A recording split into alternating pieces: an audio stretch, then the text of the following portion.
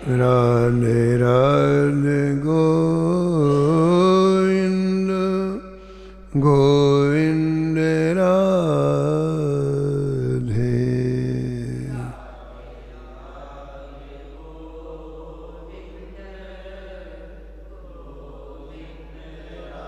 राधे राधे गोविंद गोविंद राधे।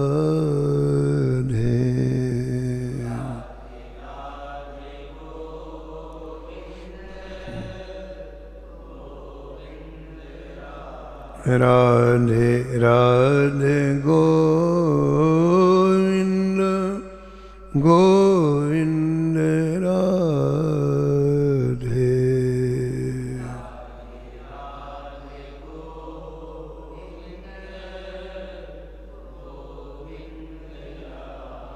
श्री जानकी वल्लभ लाल की, श्री मंगल मूर्ति हनुमान जी महाराज की, सपरिकर श्री भक्तमाल जी की, श्री वृंदावन धाम की, श्री स्वामी अग्रदास जी महाराज की, श्री नाभाजी महाराज की, श्री प्रियादास जी महाराज की, श्री बांके बिहारी लाल की, श्री राधा वल्लभ लाल की, श्री गिरिराज जी महाराज की, श्री यमुने महारानी की, श्री महाराज जी की जय जय श्री राम।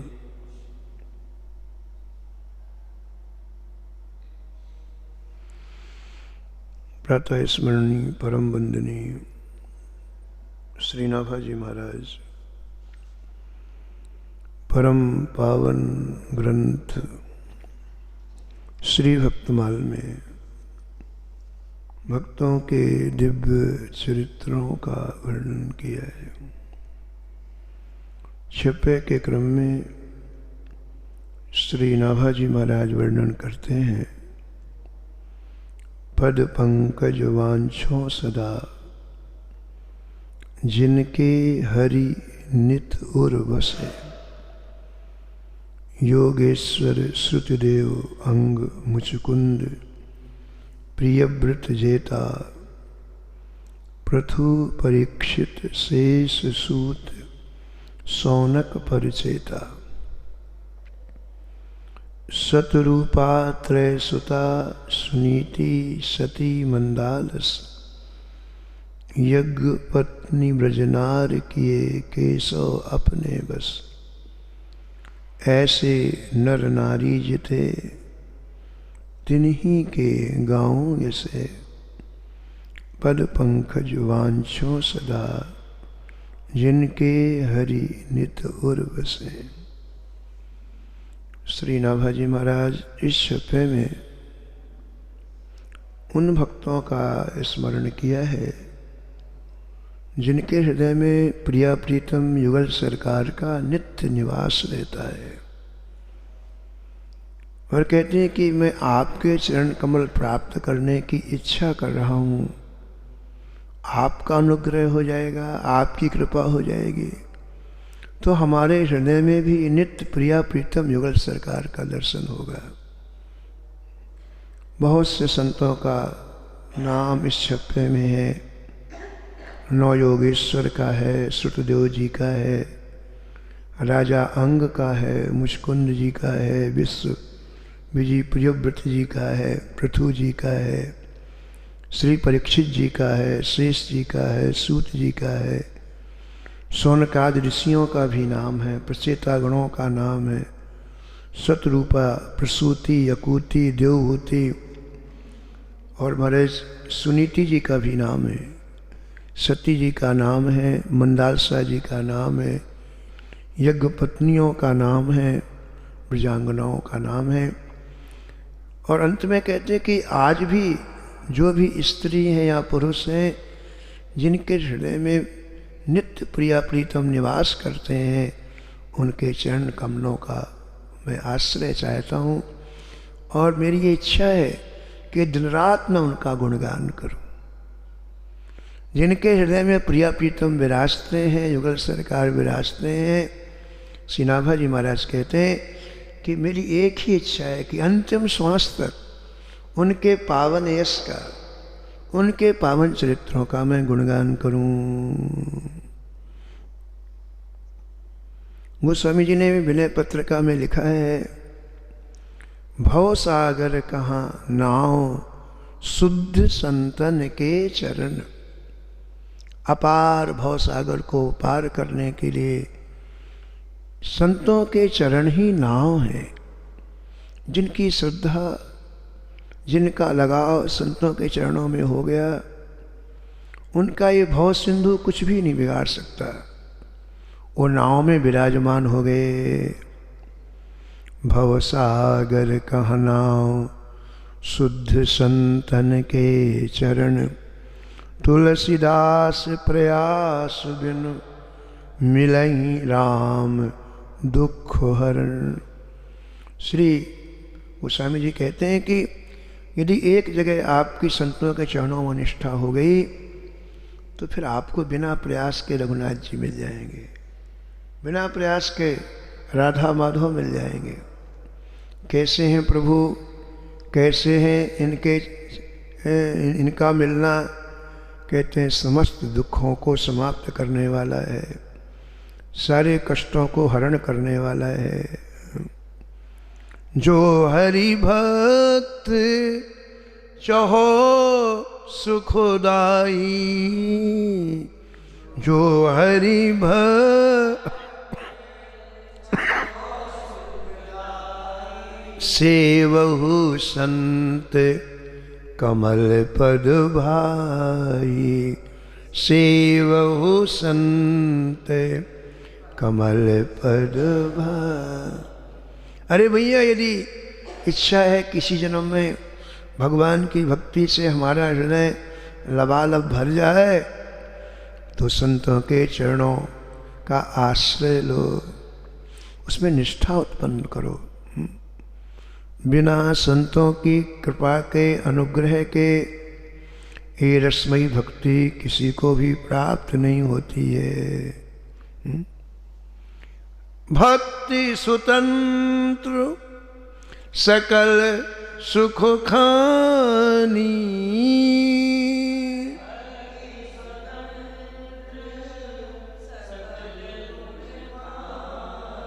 बिनु सत्संग न पावहि प्राणी।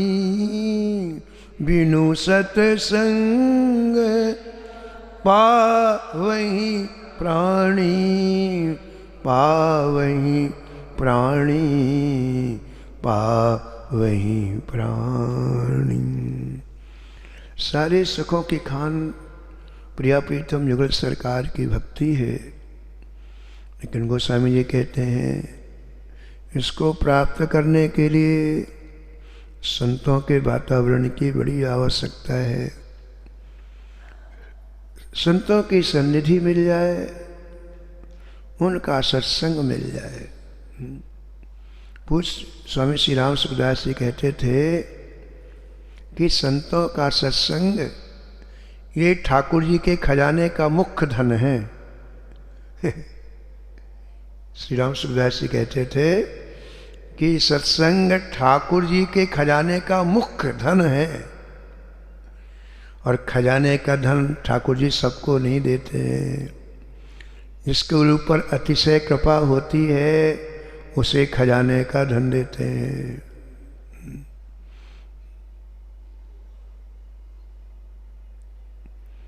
तो श्री नाभाजी महाराज इस छप्पे में प्रार्थना करते हैं इन संतों से जिनका नाम इस छप्पे में आया है कि आपके हृदय में श्री युगल सरकार निरंतर निवास करते हैं। मैं आपके चरण कमलों का आश्रय चाहता हूँ। तो कई नाम इस छप्पे में हैं। उनमें भक्तमाल के टीकाकार श्री प्रियादास जी ने सबसे पहले श्री श्रुतदेव जी का स्मरण किया है। प्रियादास जी लिखते हैं, जिन्हीं के हरि नित उर बसे तिन्हीं की, जिन्हीं के हरि नित उर बसे तिन्हीं की, पद रेणु चैन दैन आभूषण कीजिए, पद रेणु चैन दैन आभूषण कीजिए। जिन भक्तों के हृदय में श्री हरि निवास करते हैं, उन भक्तों की चरण धूलि अखंड आनंद देने वाली है। श्री प्रियादास जी कहते हैं, उसको अपने मस्तक का भूषण समझ करके निरंतर उस चरण धूल का धारण करिए।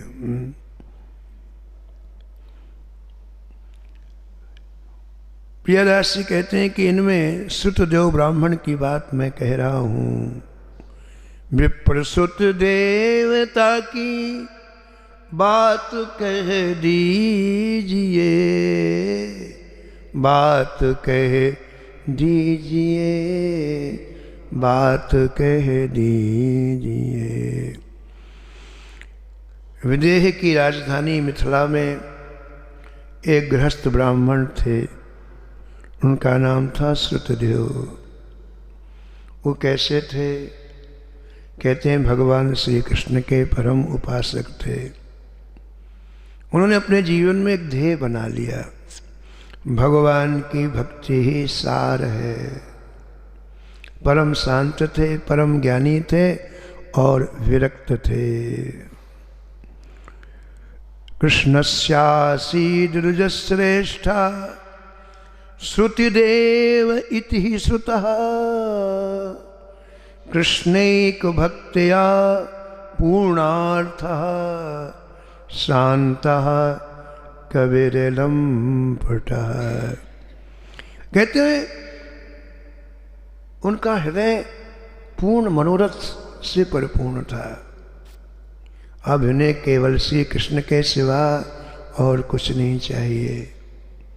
कोई उनकी मन में इच्छा ही नहीं, केवल एक ही इच्छा, केवल राम चरण लो लागी, केवल राम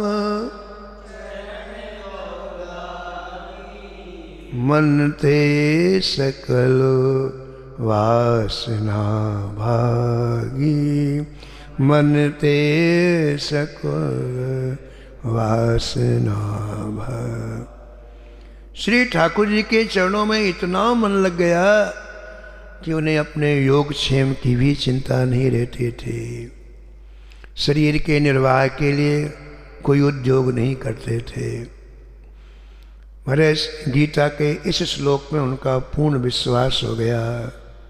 अनन्याश्चिन्तयन्तो मां ये जनाः परुपासते तेषां नित्याभियुक्तानां योगक्षेमं वहाम्यहम्। और बस श्री ठाकुर जी सबका निर्वाह करते हैं, ये बात हृदय में बैठ गई श्री श्रुतदेव जी के। इसलिए आपका एक ही काम था, अहर्निश श्री ठाकुर जी के चरणों का चिंतन करना। और मिथिला में ही मिथिला नरेश, मिथिला के राजा बहुलास भी निवास करते थे। राजा कैसे थे? महाराज अपार ऐश्वर्य होते हुए, अपार संपत्ति होते हुए, उनका एक ही काम था, श्री ठाकुर जी को रिझाना, श्री ठाकुर जी के चरण कमलों की सेवा करना। एक अत्यंत संसार की दृष्टि से विपन्न थे, मात्र घास फूस की कुटिया थी, शरीर के निर्वाह के लिए कोई उद्योग नहीं किया था, इसलिए कोई साधन नहीं, कोई व्यवस्था नहीं। और एक अत्यंत ऊंचाई पर महाराज नरेश थे, राजा थे, लेकिन दोनों का लक्ष्य एक था, श्री कृष्ण। ऐश्वर्य उनके चित्त को स्पर्श नहीं कर पाया, संसार की सुख सुविधाएं उनके चित्त को नहीं खींच पाई, और विपन्नता इनके चित्त को क्षुभित नहीं कर पाई। इनका भी मन श्री कृष्ण में लगा हुआ है और उनका मन भी श्री कृष्ण में लगा हुआ है। पूज्य भाई जी कहते हैं श्रीमान सातपुरदास जी कि जब तक इस मन को ठाकुर जी का रस नहीं मिला तब तक लाख प्रयत्न कर लो, इसकी चंचलता नहीं जाएगी, लाख प्रयत्न कर लो। लेकिन जिस क्षण ठाकुर जी का रस बिंदु से मिल जाएगा तो लाख प्रयत्न कर लो, इस संसार में कहीं लगेगा ही नहीं। इसे तो वही चाहिए। तो इन दोनों का मन श्री ठाकुर जी में लग गया तो अतुल वैभव, अतुल ऐश्वर्य एक क्षण के लिए भी संसार का चिंतन नहीं करने देता है, मन नहीं करता है। और हर तरह का संसारी अभाव होते हुए भी सुतदेव जी परम प्रसन्न रहते हैं, श्री ठाकुर जी के चरणों में लगे रहते हैं। पूज्य महाराज जी से मथुरादास जी महाराज सुनाते थे कि श्री राजा बहुलास का ऐसा प्रेम देखकर ठाकुर जी के चरणों में श्री नारद जी से नहीं रहा गया। श्री नारद जी निरंतर सब भक्तों की तरफ देखते हैं और नारद जी का एक ही काम है, जो इस मार्ग में चलते हैं उनकी सहायता करना, उनकी भक्ति को दृढ़ करना, ये नारद जी का संकल्प है। करोड़ों जीवों को भगवान के चरणों में नारद जी ने लगाया। क्यों लगाया बताओ? नारद जी को भक्ति का ऐसा दिव्य रस प्राप्त हो गया है कि वो चाहते हैं सभी लोग इस रस में डूबे। यही संतत्व है। एक गृहस्थ जीवन में और संत जीवन में क्या अंतर है? गृहस्थ को अच्छी चीज मिलती है तो छिपा के रखता है, अरे किसी को नहीं देना भैया, अरे। और संत को अच्छी चीज मिलती है दरवाजा खटखटा करके, अरे भैया क्या कर रहे हो, निकलो, ये देखो, जल्दी करो, जल्दी समय जा रहा है। कृष्ण नाम रस बहो जात है,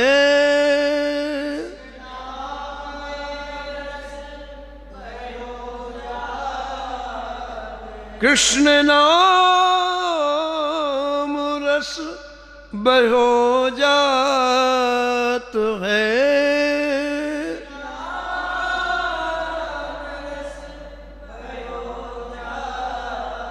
त्रसावंत हुए पीजे मनुआ,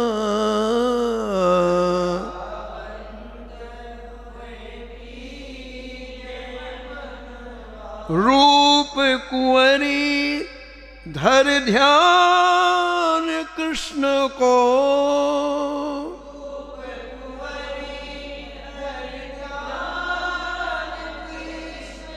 रूप कुंवरी धर ध्यान कृष्ण को,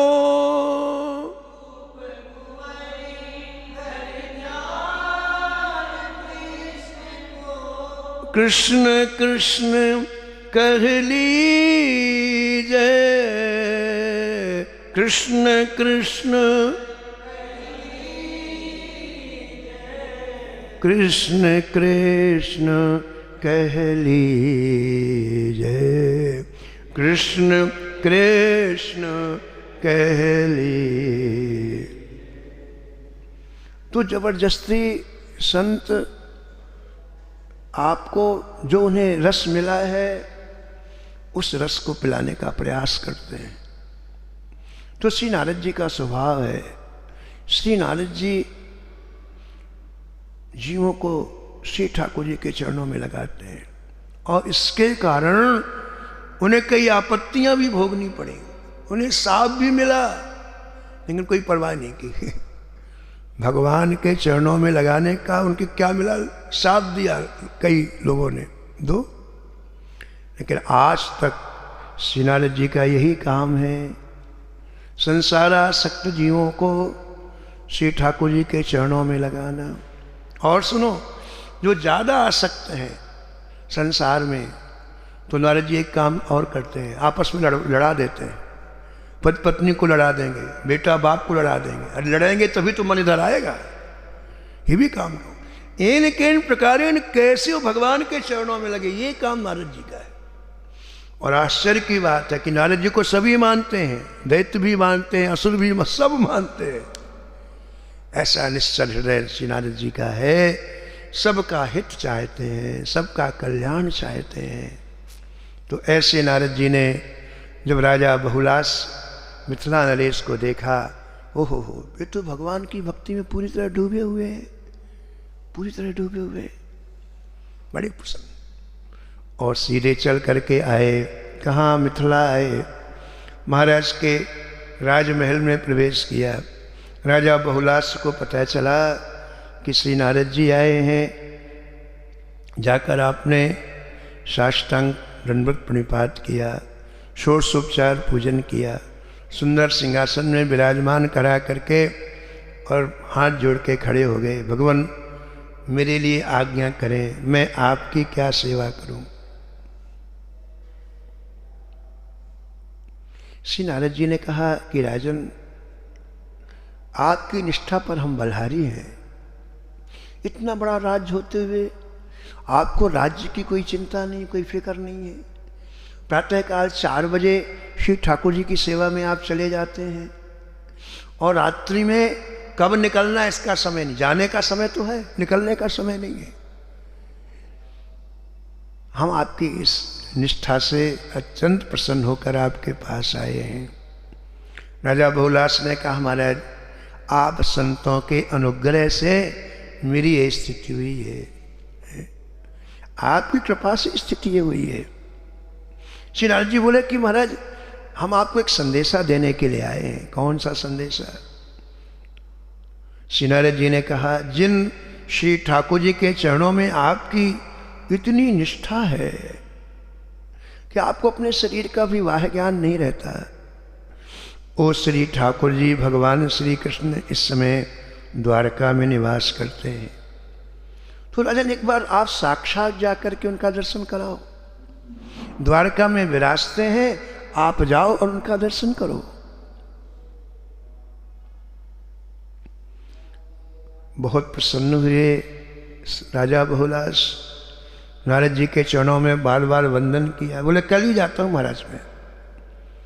नारायण कह के नारद जी चले गए।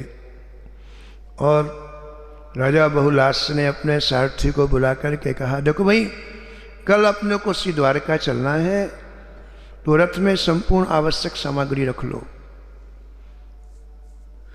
सारथी ने पूरी तैयारी कर ली महाराज के जाने की। कल प्रातःकाल 4 बजे जाना है, रात में पूरी तैयारी हो गई। ब्रह्म मुहूर्त में या कोई भी यात्रा करो सफल होती है। ब्रह्म मुहूर्त में कुछ देख नहीं कर सकता, नहीं बना बनाया मुहूर्त है ब्रह्म मुहूर्त। तो ब्रह्म मुहूर्त में जाने का निश्चय किया राजा बहुलास। प्रातःकाल हुआ, स्नान आदि करके आपने विचार किया ठाकुर जी की आज्ञा लेकर के जाऊं।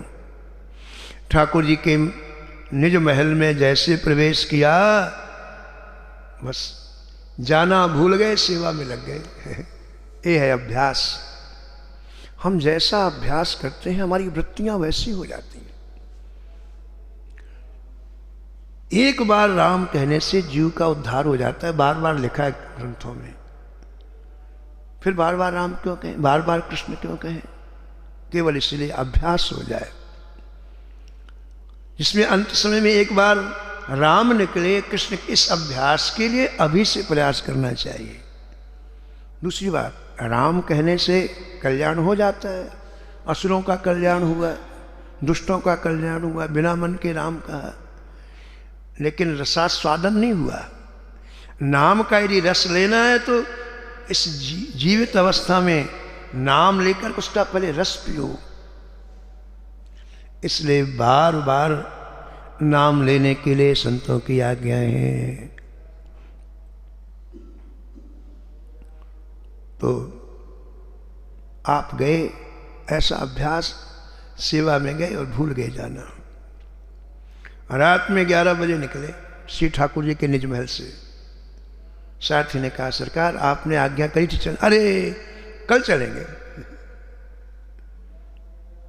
फिर कल आया, फिर सेवा में गए प्रणाम करने के लिए, फिर भूल गए। 1 वर्ष यही क्रम, रोज रथ तैयार होता और प्रातःकाल जब जाने का समय आता प्रणाम करने जाते तो ठाकुर जी की सेवा में रोज का अभ्यास था। एकाएक मन खिंच जाता। डाकोर के रामदास जी का चरित्र आपने सुना है कि रामदास जी का नियम था हर एकादशी के दिन श्री डाकोर से चल करके द्वारका जाना। 60 वर्ष तक ये नियम उनका रहा।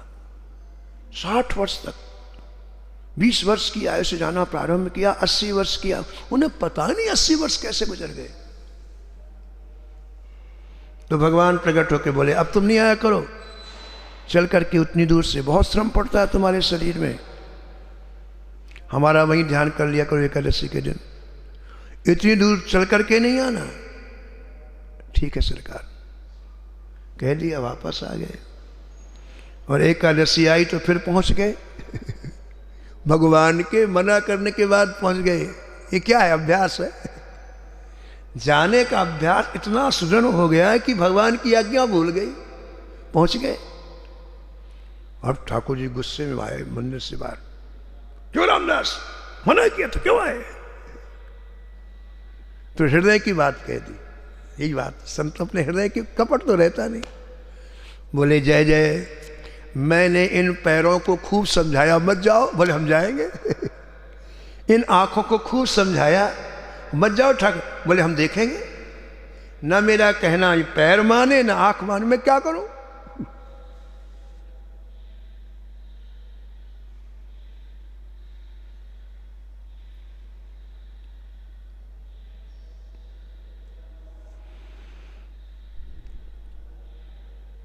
भगवान खुश हो गए, एक शब्द में प्रसन्न हो गए ठाकुर जी।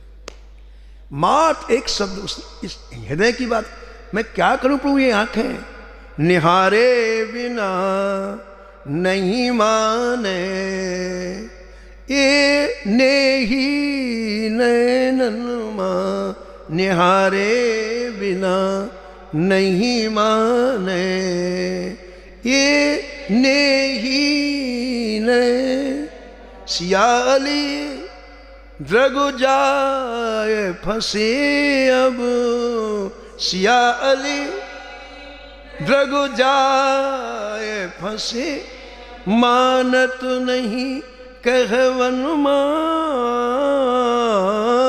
मानत नहीं निहारे बिना नहीं माने, ये नेही नैनन मां निहारे बिना नहीं माने, ये नेही। एक शब्द से प्रसन्न हो गए ठाकुर जी, एक शब्द से। प्रभु मैं क्या करूं, ये आंखें मानती नहीं है, आपको देखे बिना आंखें नहीं। जो ठाकुर जी अभी गुस्से में आए थे उन्हीं ठाकुर जी की आंखों से टप टप टप आंसू गिरने लगे। अच्छा तुमको हमारे बिना रहा नहीं जाता है? ठाकुर जी बोले रामदास जी असली बात तो ये है कि हमको भी तुम्हारे बिना नहीं रहा। ये यथा माम प्रपद्यन्ते तास्तथैव, जैसे तुम्हें हमारे बिना, वास्तविकता यही है। हमारे अंदर से चाहे तो उत्पन्न हो कि ठाकुर जी के बिना रहा ना जाए। लोग कहते 50 वर्ष हो गए महाराज हम वहीं के वहीं हैं। ठीक तो हो, ठीक तो हो। हमें 50 वर्ष वृंदावन में रहते हो लेकिन हम वहीं के वहीं हैं। हमें 50 वर्ष भजन, हम वहीं के, क्यों? तो ठीक तो हो। आपके अंदर जब चाहे नहीं है तो ठाकुर जी क्या करेंगे? आपका काम बिना ठाकुर जी के चल रहा है तो ठाकुर जी का भी आपके बिना काम चल रहा है।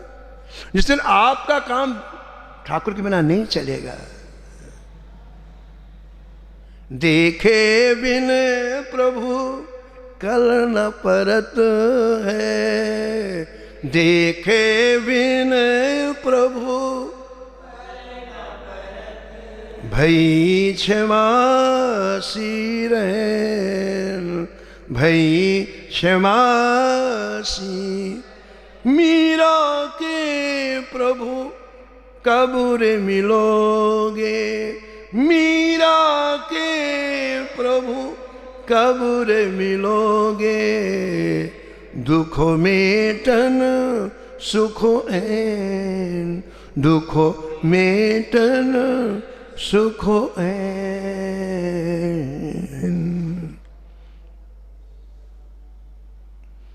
1 वर्ष हो गए राजा बहुलास को, और रोज रथ तैयार होता है।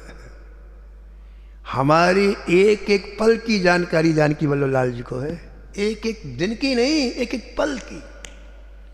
हम क्या सोचते हैं, मन में हमारे क्या है, हम क्या, सब ठाकुर जी को पता। इनकी ऐसी तन्मयता देखकर श्री कृष्ण द्वारका में रीझ गए, बोले हम जाएंगे दर्शन करने के लिए। अब राजा बहुलास का दर्शन हम करने जाएंगे। दारुक को बोला, दारुक रथ तैयार करो, मिथिला चलेंगे। स्वर्ण का दिव्य रथ ठाकुर जी का तैयार हो गया। भगवान श्री कृष्ण निज महल से निकले और रथ में विराजमान होने वाले थे कि सामने से मुख्य द्वार से ऋषियों का समूह आते हुए दिखाई पड़ा। कौन कौन से ऋषि आज श्री ठाकुर जी के पास आ रहे हैं? श्री नारद जी महाराज, श्री वामदेव जी महाराज, श्री अत्रि जी महाराज, श्री वेदव्यास जी महाराज, श्री असित जी, श्री आरुणि जी और परमहंस चक्रचूड़ामणि सुखदेव जी महाराज। ये सप्तर्षि, 7 ऋषि सामने से आते हुए दिखाई पड़े। भगवान ने पूछा, कहो ऋषियों कहाँ जा रहे हैं? बोले प्रभु आपके पास आए। अच्छा तो बैठो रथ में, बैठो, रास्ते में सत्संग होगा, चलो मिथिला चलते हैं। ऋषियों ने कहा जहाँ ले जाओगे वहाँ चलेंगे, हमें कोई काम धंधा तो है नहीं, आप हमें चाहे जहाँ ले चलो। तो उसी रथ में सप्तर्षि बैठे, 7 ऋषि बैठे हैं और भगवान बैठे हैं। दारू का रथ चला रहे हैं और महाराज ये ऋषि जब श्री ठाकुर जी के दिव्य गुणगान को प्रारंभ किया तो ऐसा रस आया, ऐसा रस आया कि मार्ग पता ही नहीं चला कि कितनी दूरी है।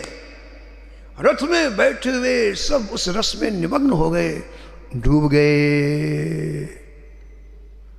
यही विधि कहा तो राम गुण ग्राम, यही विधि कहा तो राम गुण ग्राम, पावा अनिर वाच विश्राम, पावा अनिर वाच विश्राम।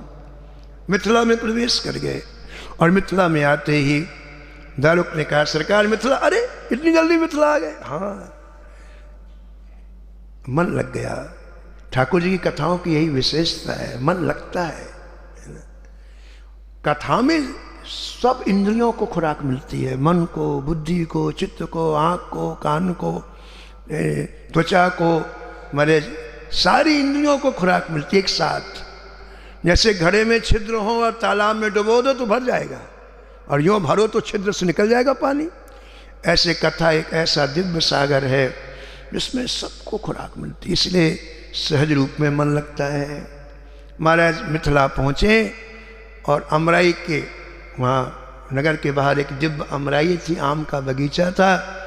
रथ से उतर करके ठाकुर जी वहाँ विराजे और विराजती गुप्तचरों ने राजा बहुलास को सूचना दी कि श्री द्वारकाधीश पधारे हुए हैं। श्री राजा बहुलास अनेक वेदज्ञ ब्राह्मणों को लेकर, मांगलिक सामग्री लेकर के श्री ठाकुर जी का स्वागत करने के लिए अमराई में आए हैं।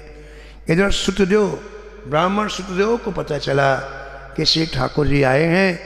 महाराज सुनते ही भाव विभोर हो गया और जैसे था वैसा भागा। वो भी आए, सुतदेव भी। संयोग की बात कि पहुँचे दोनों एक साथ। सुतदेव अपनी कुटिया से चले, महाराज अपने महल से चले, लेकिन भगवान श्री कृष्ण के पास दोनों पहुँचे। दोनों ने अभिवादन किया, प्रणाम किया, वंदन किया और श्री ठाकुर जी ने दोनों को देखा। दोनों हमारे छक्के ठाकुर जी के रूप माधुरी का पान कर रहे हैं। प्यास हो तो पानी बहुत अच्छा लगता है, भूख हो तो भोजन बहुत अच्छा लगता है। ठाकुर जी की चाय हो तो दर्शन बहुत अच्छा लगता है, और चाय नहीं हो तो ठीक है, यही नहीं पता चलता ठाकुर जी पोशाक कौन सी पहने। लोग दर्शन क्या देखा नहीं महाराज ठीक से, ये दर्शन है कोई? चाय हो तो दर्शन बहुत अच्छा लगे। इन दोनों की चाय है तो दोनों ठाकुर जी की रूप माधुरी को पी रहे हैं। इन्हें आज पीने दो, शेष कथा आप कल श्रवण करें। श्री राम जय जय राम।